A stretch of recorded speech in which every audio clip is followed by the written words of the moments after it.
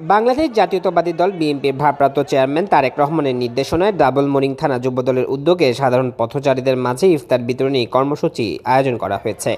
সোমবার বিকেলে আগ্রাবাদ মোড়ে শ্রমজীবী মানুষের মাঝে এই ইফতার বিতরণ করা হয়। এ সময় সংক্ষিপ্ত আলোচনায় বক্তারা বলেন, বিএনপি সবসময় মানুষের পাশে থাকবে, রাষ্ট্র ক্ষমতায় গেলে মানুষের সব চাহিদা পূরণ করবে। এই উদ্যোগের মাধ্যমে আমরা জনগণের সাথে সম্পৃক্ত হতে পারি, যেটা একটা রাজনৈতিক দলের মূল কাজ। কাজেই এই ধরনের প্রোগ্রামই আমাদের করা উচিত।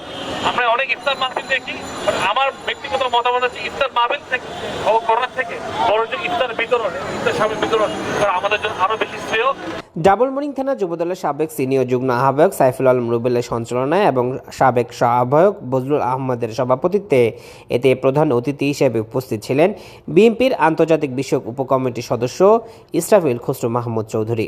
বিশেষ অতিথি হিসেবে উপস্থিত ছিলেন চট্টগ্রাম মহানগর যুবদলের সাবেক সহ-সভাপতি ফজলুল হক সুমন, সাবেক যুগ্ম আহ্বায়ক সম্পাদক মঈনুদ্দিন শাহিন, সাবেক তথ্য গবেষণা সম্পাদক আরিফ হোসেন, ডাবলমুরিং থানার স্বেচ্ছাসেবক দলের আহ্বায়ক আক্তার হোসেন, সদস্য সচিব সোহাগ, সাবেক ছাত্রদল নেতা অপু, সাকিব, বাপ্পি এবং তারেক সহ অন্যান্য নেতাকর্মীরা।